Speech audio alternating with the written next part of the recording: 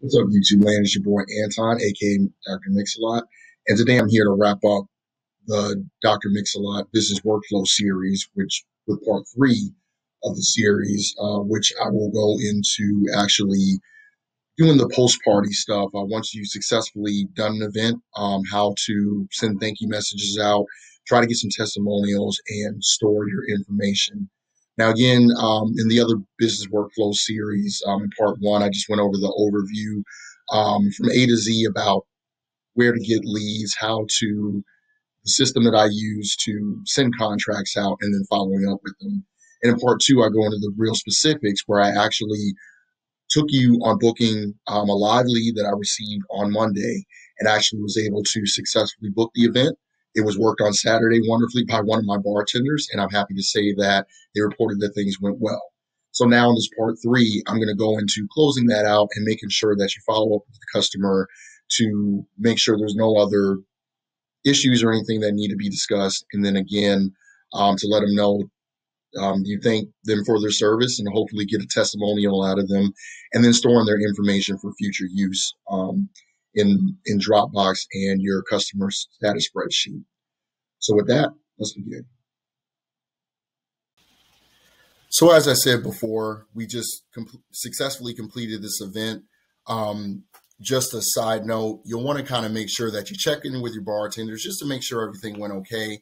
To be honest, 7 times out of 10, you may hear nothing from them, and no news is usually good news in my book, because that usually indicates that the party went off without a hitch, your bartender got paid, everything went good, and there's nothing really left to say.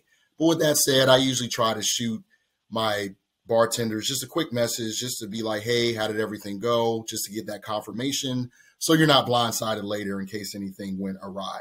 But with that said, when everything's done, what I like to do is send a thank you message to my customers, just basically saying thank you for choosing us. If you didn't go for yourself and actually see it with your own eyes, you just want to say that your bartender reported that everything went successfully and that we hope your opinion was the same. But of course, leave the door open for any issues that may have come up that were not discussed previously. Other than that, this is the meat and bones of your thank you letter right here, because you want to make sure that you give every opportunity for the customer to leave you a testimonial.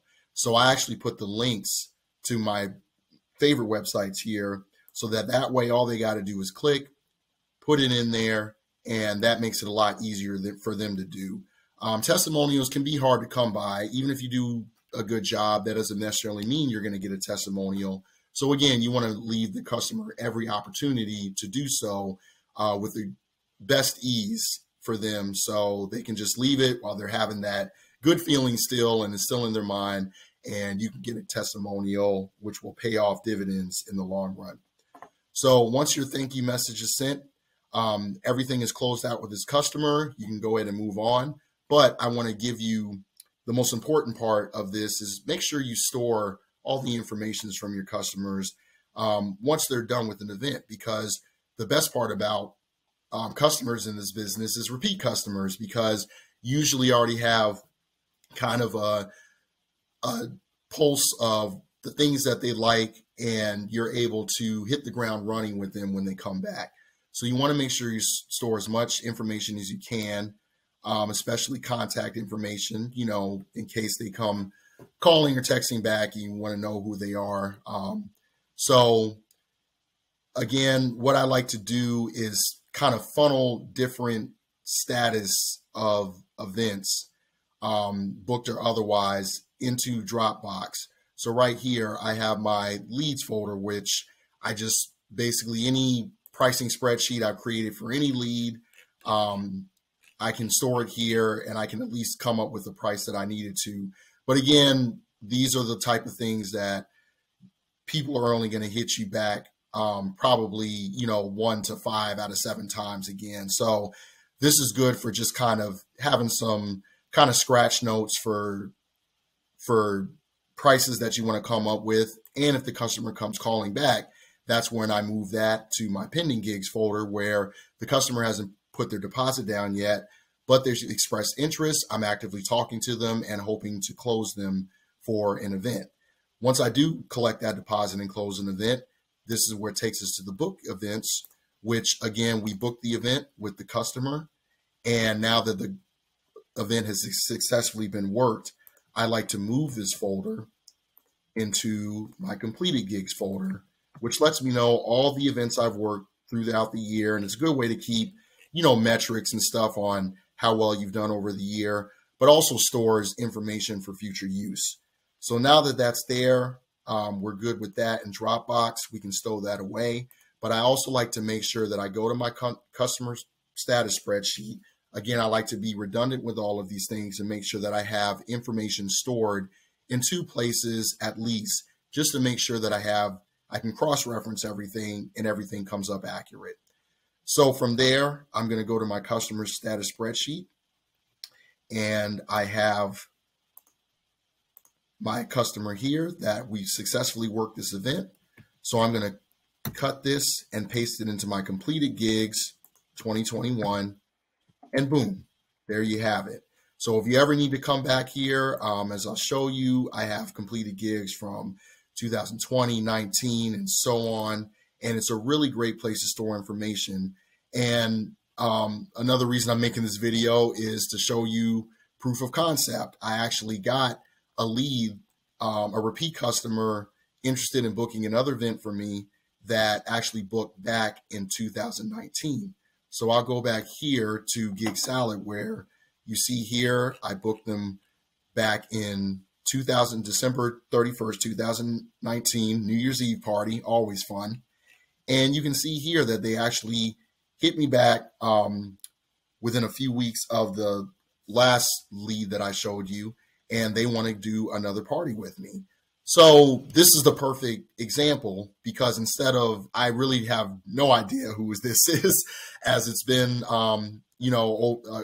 at least a year or 2 since I've talked to them, but they don't need to know that, because what I can do is go to my customer status spreadsheet, go to the completed gigs that I had for 2019, and boom, New Year's Eve, this is the last event I did that year, but I can look them up right here and pull up all the information that I had for them previously and any special notes that they might have. Again, being redundant, once I know the actual lead, or excuse me, the actual customer, I can actually look up some deeper details of the event from that customer status spreadsheet. And I'll go to my completed gigs 2019. And as you can see, she's right here. So I can pull up all that information. And actually, this is even a more perfect example, because we had some big special instructions here where I think she wanted a whole bunch of stuff, and including mixers, ice, all that stuff.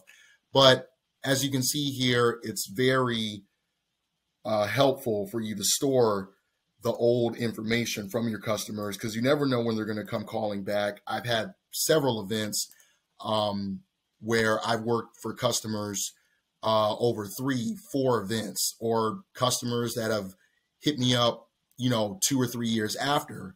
And because of this, I'm able to go back into these different spreadsheets and see exactly who I'm talking to, so I don't have to start everything all over again. So again, that's just a kind of proof of concept that you want to make sure that you store all the information you can about your customers, because when they come calling back, you want to make sure that you're able to hit the ground running with them. And instead of starting over again, like, hey, who are you? I can look this information up. Hey, Tani, it's great to hear from you again. Ready to work your event again. And do you want to, repeat any of the details you had before, or have anything changed? And that really helps you get things going without having to start from the ground up. So that wraps up part 3 of the Dr. Mix-a-Lot business workflow series, and the rest of the series as a whole. Again, I basically walked you through a live lead in which a customer called me on Monday. I was able to quickly get them a price for the quote to keep them satisfied until I was able to generate a formal quote, which I went into in part 2, and was able to actually book a bartender, successfully have them work the event. But then you want to also follow up to make sure that everything at the event went okay. And that is the prime moment to collect testimonials again, while your customers have that euphoria of you gracing their presence of their event and really enjoying themselves, and making sure that when they have that feeling, you're able to capture that feeling in a testimonial. But even when all of that is wrapped up, you want to make sure that you store that information later on, because you never know when that customer is going to come calling back. And as I showed you in another live event in which a customer actually did call me back from probably 2 years ago almost, and I was able to actually pull up that information very efficiently from my old information, even though I pretty much had no idea who that customer was until I was able to look them up. In fact, I actually didn't even work that event myself. So I've never even met this customer. And yet I produced a good enough feeling through one of my bartenders for them to come calling back to me. And I was able to pull up their information, and I can talk to them like we met right at the party. So all of that is just to say, you want to be thorough with this stuff. You want to make sure that you have systems in place in which you're able to come up with a quote very quickly, because again, a lot of these customers probably won't book you. So you want to make sure that your system is as efficient as possible to weed out all of the people that are halfway interested and less, and make sure that you capture the people that are interested and you want to close them for those events. Even if you aren't able to close them, you have their information. If they ever come calling back, you'll be able to put that up, pull that up, and hit the ground running from where you started.